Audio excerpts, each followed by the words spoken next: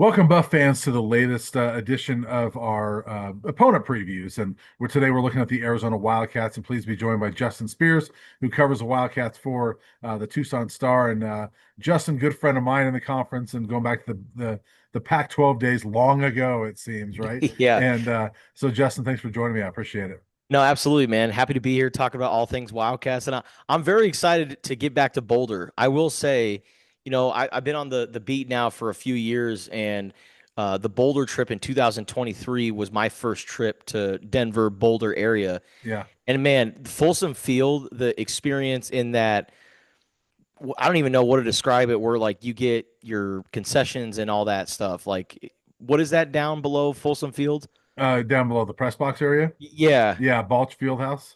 Yes, the field Yeah, house. Yes, yeah. the field house. Uh-huh. Seeing Ralphie run, like that was one of my all-time favorite experiences. And I think because it was the middle of the day, the sun was out, we were able to open up the windows. Like I Yeah. truly feel like I got the full Folsom Field experience, and I'm happy to come back this fall. Yeah, that's awesome. And we don't know the game time yet. The other thing you haven't experienced yet is a night game at Folsom.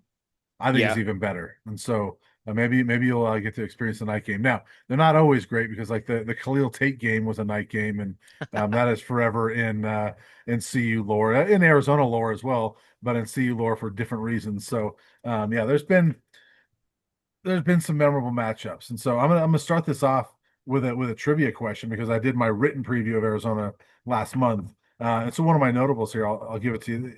You're not going to get it, but Arizona is one of only two teams that Colorado has faced every year since 2011 when CU joined the Pac-12. Who's the other team?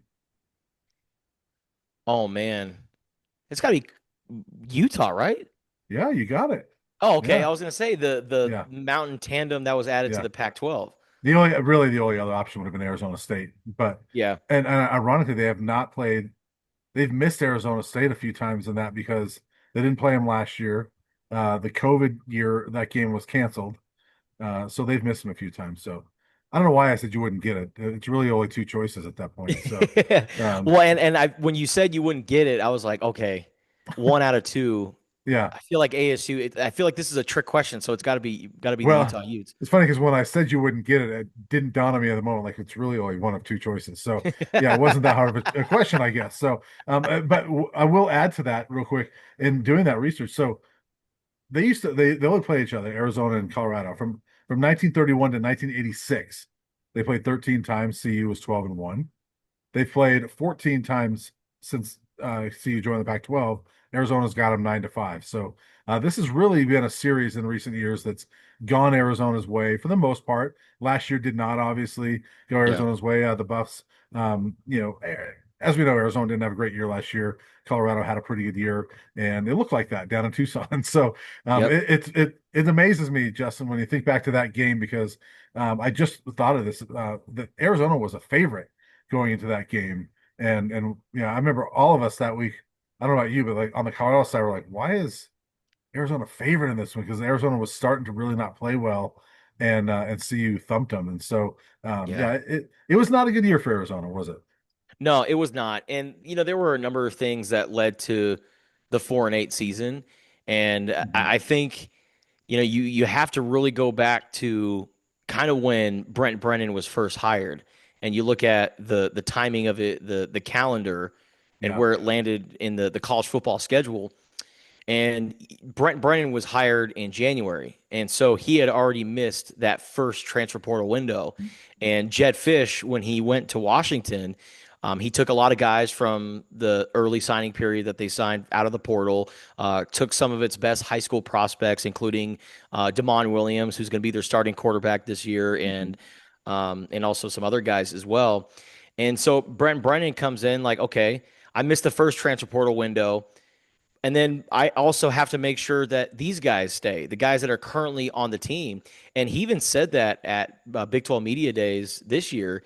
He said he felt like last year he had to quote unquote kiss ass a little bit. Yeah. And, it's hard to really coach up guys when they're in the transfer portal. Like one guy in particular, Takario Davis, who's now at Washington, he decided to transfer to the Huskies after one season under Brent Brennan. But he was in the transfer portal during spring ball. And so think Mhm. about it like this. this is maybe Arizona's best defensive back, and you want to really coach him up, but you don't want to coach him up too hard because what if you say the wrong thing? You say something that upsets him, and then he's like, "All right, screw you guys, I'm out of here. See ya." Yeah, yeah, And so Brent Brennan, he'll admit, like he felt like he really had to kind of like walk a line and be careful how he approached certain guys. And then it gets to the season and they have expectations because they are voted in the top half of the conference. They have the highest preseason ranking since 1999. And even though that they were the new guys on the block in the Big 12, coupled with the expanded college football playoff, like it was actually kind of conceivable. Like, man, Arizona, they're going to compete in the Big 12, and it's possible they might get into the college football playoff. And then it turned out Arizona State had the season that everyone yeah, thought Arizona was going to have. And they get into the year, and you got Tetero McMillan, you have Takario Davis, you have Jonas Savianaya. Like the star power is there for Arizona. And then they started to get injuries in the worst possible places. And we talked about it going into the year. Man, if they get banged up on the offensive line, that might be curtains for the offense. And sure enough, they had 7 different starting offensive lines. They were rotating about like a dozen linemen this year, and there was no continuity like yeah, what we saw in 2023. And then the defense, they lost 3 captains to season-ending injuries, and a bunch of guys got banged up. And so when Arizona lost those players, they had to rely on younger guys who had not gotten the college football experience prior to this season. So I think the roster 1 through 20 was pretty solid.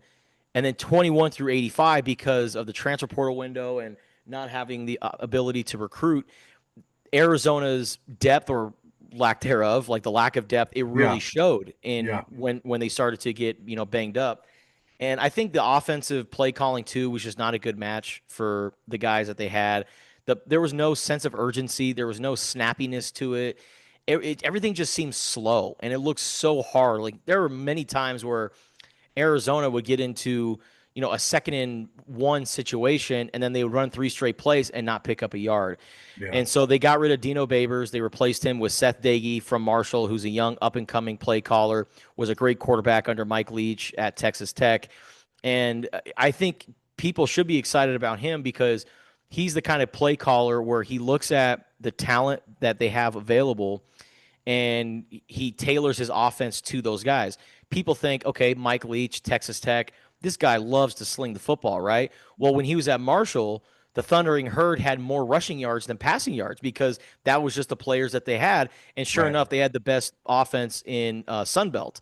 And Seth Dagey really started to turn heads, and Brent Brennan wanted to match up Seth Dagey with Noah Fafita, and it's a match made in heaven. The ball's getting out of Noah's hands quickly. The offense seems to have kind of a rhythm to it, and it just seems different. Even without Tetero McMillan and Jonas Savianea, Arizona's offense looks like it's going to be a much better position than it was a year ago. But yeah, I felt bad for Brent Brennan. It's almost Yeah, like he would have been better off last year if all those guys had left, and then you could justify going 4-8. When you yeah, go 4-8 with those kind of expectations, now you go into this year like, all right, Brent, show us what you got.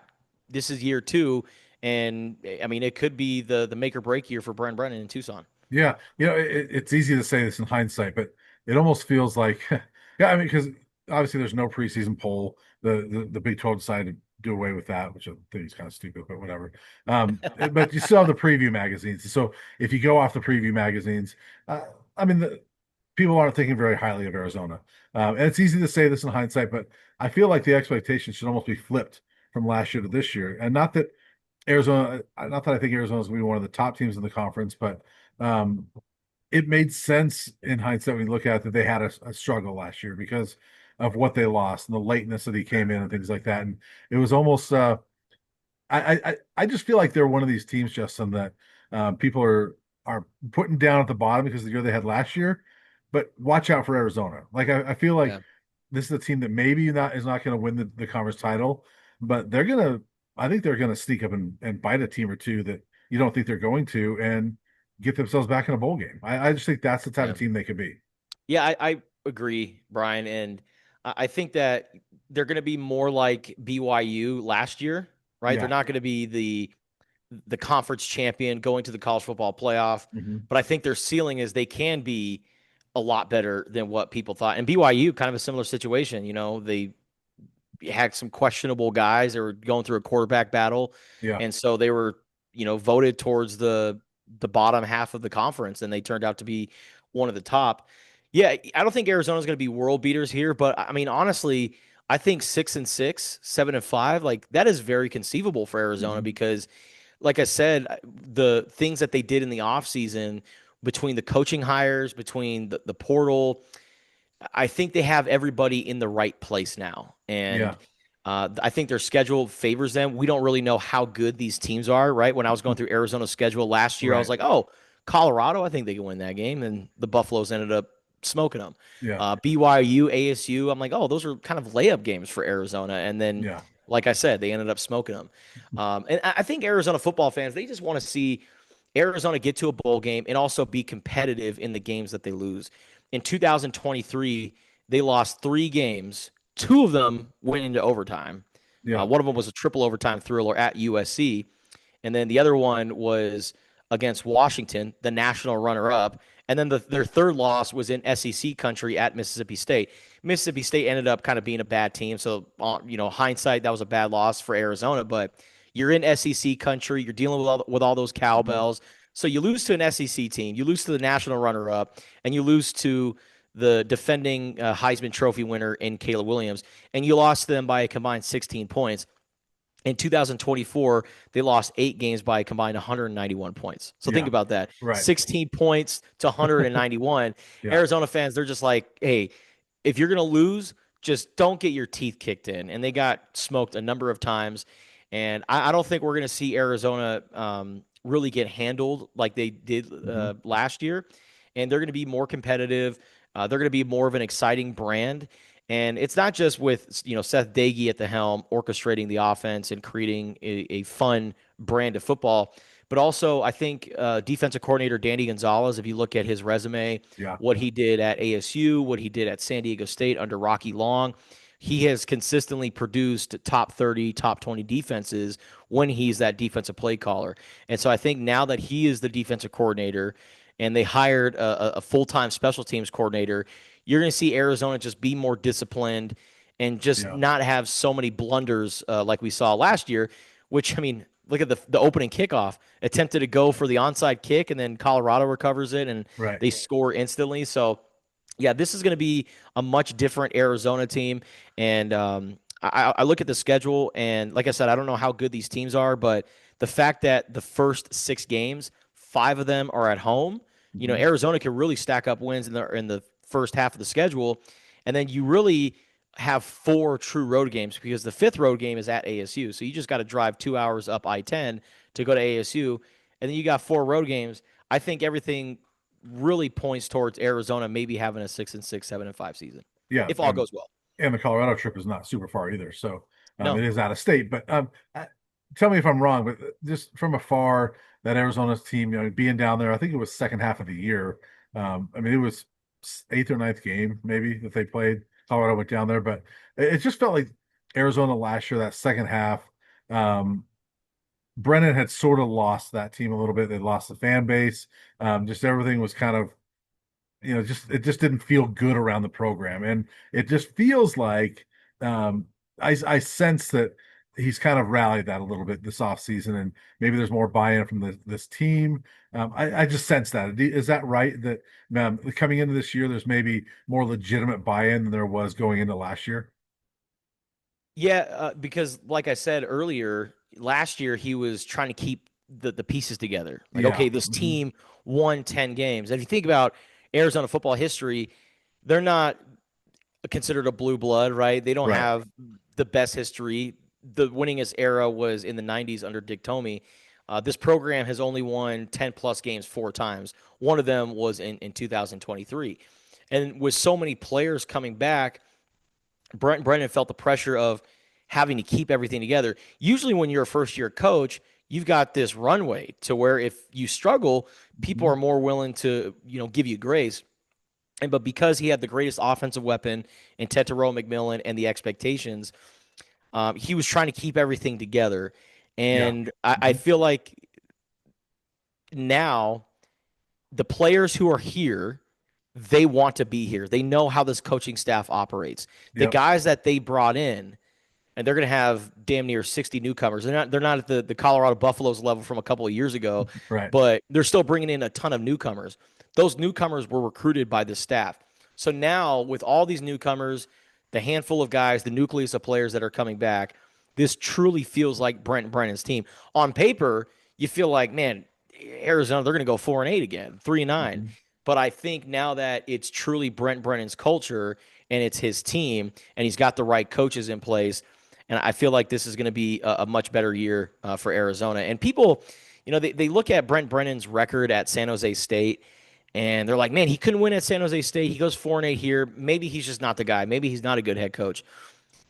I'm telling you guys, it is so hard to win at a place like San Jose State. If you look at their facilities, if you look at the resources they have, I mean, Brent Brennan was essentially buying kids meals to Yeah. have at the facilities.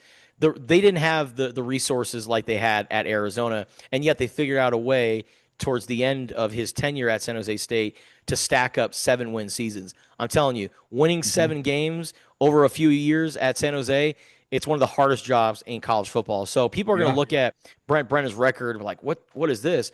I'll tell you what, Jed Fish had a losing record when he left Arizona. So don't look at the overall head coaching record.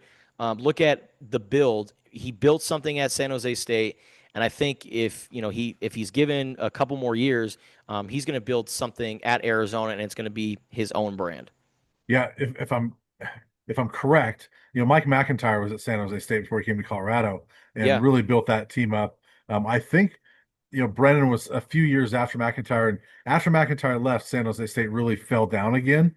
I think it was Brennan that brought him back. And so, yeah, just covering Mike McIntyre, I know how difficult it is for them to win at San Jose State.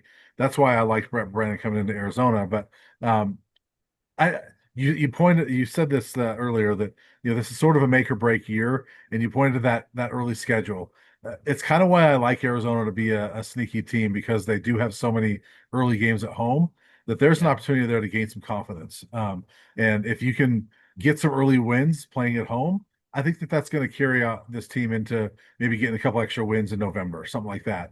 yeah. But where you say I agree, make or break, because if you don't get those wins with that early stacked home schedule, I think that maybe this isn't a very good Arizona team. I think that we're going to find out whether Arizona is a team to be reckoned with in September. Yeah. Like And when they have so many home games, like, do we have yeah, to worry about them? If they're playing well and they're winning games at home, I think you have to worry about them. absolutely. And that Kansas State game, so they end non-conference play with Kansas State. That was Yep. previously scheduled a decade ago, so it's the last part of the home and home non-conference series. So they play K-State at home, and then they take 2 weeks off and they prepare for Iowa State in Ames. Mhm. I think how they look in both of those games, even if they lose those games, if they are one possession games, Mhm. I think Arizona fans can live with 2-2. Yeah. But if you can get 3-1, shoot, somehow if you're 4-0 after that stretch, then you feel confident that you can compete with anyone in the Big 12, and then you get into the meat grinder part of the schedule. Mhm. And when you have that confidence, that definitely is going to pay off. Yeah, I mean, I think if they're 4-0 in that stretch, watch out. Yeah, Because then you beat K-State and Iowa State. But you're right. I think if they lose those games by a combined 20 points or whatever, you're like, okay, all right, that's not you feel to me, I think you would feel decent about Arizona saying, okay, they didn't yeah. get blown out in those games. So tell me some key guys. I mean, we know about Noah Fafita, had a really good year 2 years ago, came into Colorado a couple years ago and kind of lit up the Buffs. Last year really fell off, too many interceptions, things like that. Where is his headspace and all that with Seth Daggy as his coordinator? Well, Seth Dagey recruited Noah to USC, Mhm. and they had those conversations when he was in high school because Seth Dagey was the tight ends coach for the Trojans, working under Graham Harrell. And I think that this is going to be great for Noah because he's got a, a quarterback who's not far removed from playing. Like he was playing about a dozen years ago. Yeah. And with this coach to player communication now that you have in college football, similar to the NFL, Seth is going to be in Noah's ear between every single play. So it's like Arizona's having two quarterbacks out there on the field, which I think is going to be really good. And Noah, I mean, he broke out as a redshirt freshman, was the Pac-12 freshman of the year, was the Pro Football Focus, or no, excuse me, the Football Writers Association America freshman of the year. And last year, he led the conference in interceptions, and then he also led college football in throwaways. So he wasn't getting the protection that he needed. Yeah. He was also one of the most sacked quarterbacks in the conference as well. And man, I felt so bad for him against Colorado's stout defensive line. Yeah, they Those got him guys a few had, times. yeah, they were in his grill all Yeah. night and or all day, and they were stopping the run. Arizona just couldn't do anything against Colorado's defensive front, Yeah. and so yeah, I think that the offensive play calling last year just wasn't a good match for Noah. I think the fact that there was no continuity on the offensive line wasn't a good recipe for him as well.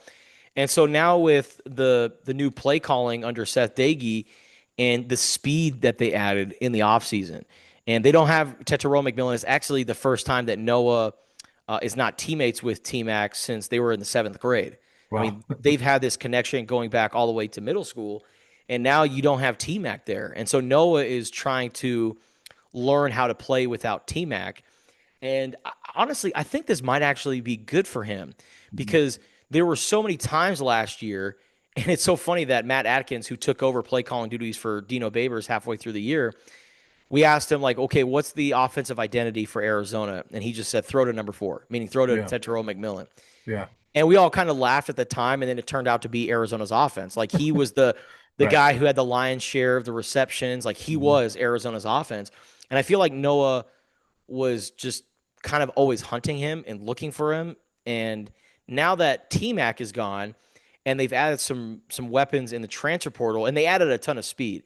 Uh, Chris Hudson, the transfer from Washington State, who also Yep. played at Oregon, Luke Wysong from New Mexico, Javen Watley, who goes by Nunu. He's a transfer from Chattanooga. All these guys have track backgrounds, and they're also productive at their previous spots. So you may not know these guys' names, but I feel like the receivers from top to bottom is actually better than it was last year, even without T Mac.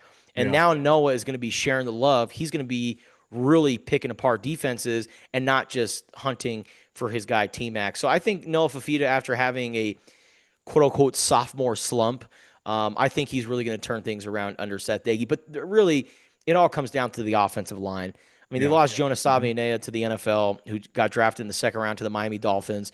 Josh Baker was a 3-year starter at center. Um, Wendell Moy, who transferred to Tennessee, he was a mainstay on the offensive line. So you're losing three studs on the O line after the O line was pretty bad last year. So Yeah. I think the X factor, if Arizona wants to get to bowl eligibility in the postseason, I think that offensive line. I know it's cliche, right? It all starts up front. It all really Right. starts in the trenches, but there's a lot of truth to that. You look in 2023, you had Jordan Morgan, you had Jonas Savinea, the other guys that I just mentioned. Noah Fafita was chilling back in the pocket, having a Right. picnic, and he could do Yeah. whatever he wanted to. And now that's no longer the case. And I think with Seth Dagey's quick play calling, getting the ball out of Noah's hands quick, I think that's going to counter some of the concerns that they have on the offensive line. Yeah, well, the offensive line cliche is a cliche because it's true, and I mean that's the key for Colorado as well. Defensively, give me real quick a couple of names. For the Wildcats. I mean, there's a couple I'm looking at. Trey Smith. He was the guy that came over from San Jose State. Yeah. The defensive end. With Brennan, right? And so Trey Smith, Genesis Smith, guys like that. But who are a couple of the key guys on defense? Yeah. Real quick, one more note on offense. Ismail Yeah. Mahdi, the transfer running back from Yes. Yeah. Texas Yeah. State. Hmm. Look out for this guy. Yeah. This guy's speed. Um, I mean, just look at his production at Texas State, and it speaks for itself. So I I think it's think he's over 2,000 yards the last 2 years, something like that, yes, right? of like all Yeah. purpose, like Yep. rushing, kick Hmm. return. He is a jack of all trades. He's going to be a guy that is going to turn some heads this year. But defensively, I think the guys that you should look out for are the guys that you just mentioned, the Smiths, Trey Yeah. Smith, Genesis Smith, no relation, but Trey Smith. The thing about him was he had 28, according to Pro Football Focus, he had 28 quarterback pressures, but only 4.5 sacks. Yeah. So he was getting to the quarterback, he just wasn't finishing the play. Yeah. And I think that's where Joe Salavea is going to come in. Joe Salavea is a guy who played under Dick Tomey at Arizona, was a part of that Desert Swarm defense.